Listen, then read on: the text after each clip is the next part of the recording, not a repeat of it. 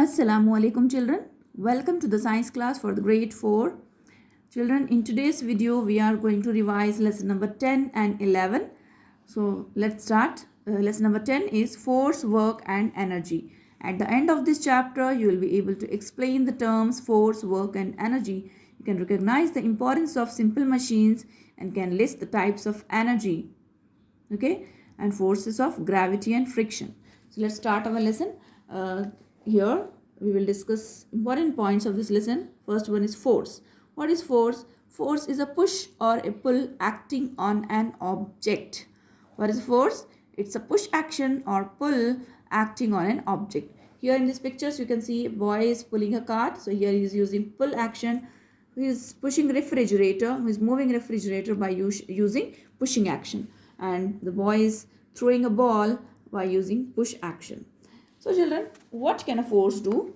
A force can move an object, it can stop a moving object, it can change the shape of an object, and it can change the speed and direction of a moving object.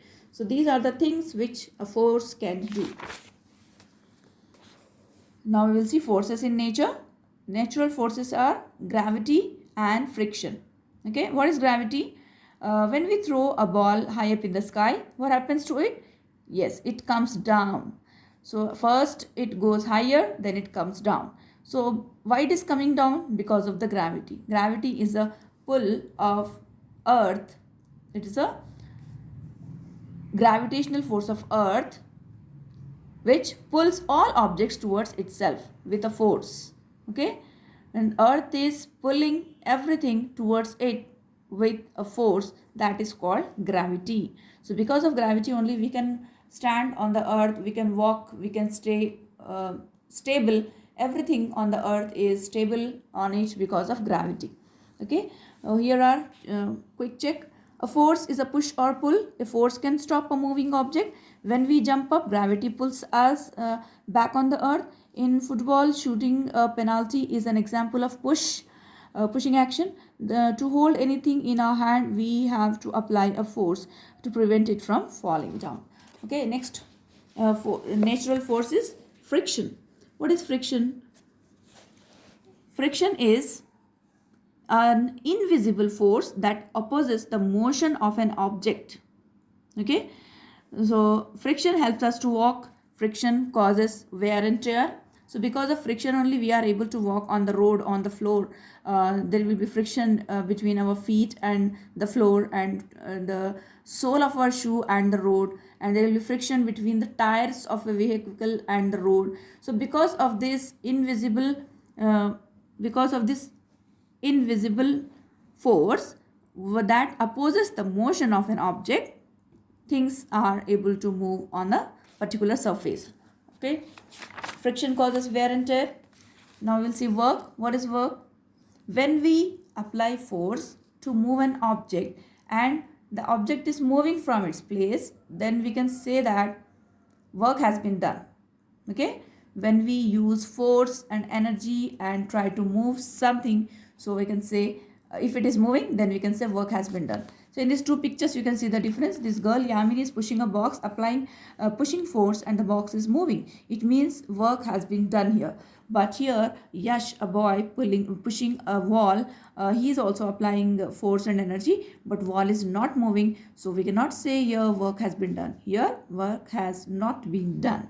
Okay, now we will see simple machines which make our work easier in our daily routine. Okay, simple machines are lever, which is used to move heavy objects. Inclined plane, which is a flat surface that higher on end. So it is used to when we use this inclined plane, we need less energy and force to move objects from that. Okay, next is wheel and axle. By using that, things can move faster. Screws help to fix the things on each other. Okay, wedges are used for cutting the objects. Okay, pulley is helpful for drawing water from the well. But because of this simple machine we can easily draw water from the well.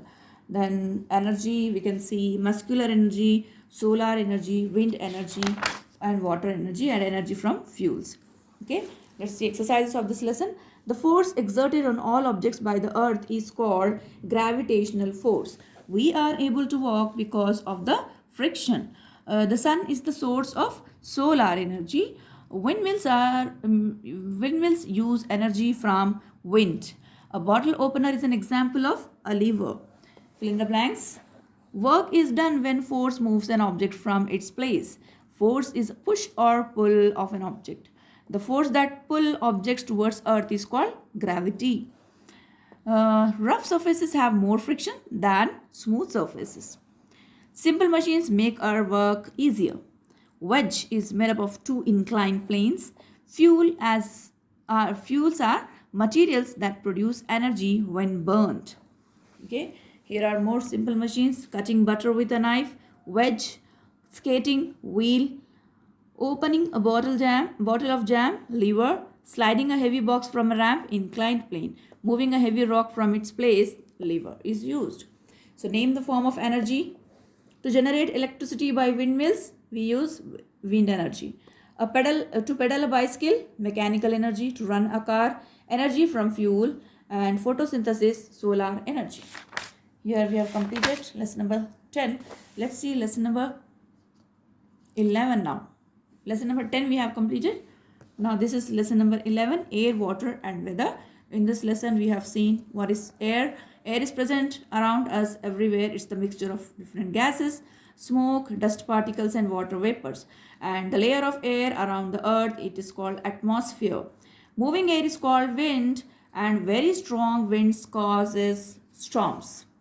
Okay. In this lesson we have seen the new terms land breeze and sea breeze. So sea breeze is the pleasant wind which blows from the sea towards the land in daytime. That is called sea breeze. And land breeze is the pleasant wind, cool air which blows from land to the sea in the night. That is called land breeze. And the cool air which blows from sea to the land in daytime, that is called sea breeze. Okay, understood the difference? Now we will see the properties of air. Air exerts pressure. Warm air rises up, and the process of evaporation and condensation also we have seen through different activities. And water cycle, this is the cycle between the earth and the atmosphere. Cycle of water between the earth and atmosphere. So because of evaporation, condensation, precipitation, we get rainfall through this water cycle. Okay, so this is the picture diagram of water cycle. Let's see its exercises. It protects us from harmful rays of the sun, that is atmosphere. Harmful germs in water can be killed by boiling. In the hotter the day, the dash is the evaporation, greater evaporation. Tiny drops of water falling on the earth is called rain. Dash is the process of removing light solid impurities through a filter, that is called filtration. Fill in the blanks. When water is heated, it changes into water vapor. Water in a pond evaporates faster than the water in well because of the broad surface. Because when the surface area is more, evaporation will be faster. Water vapor condensed around dust particles near the land makes fog.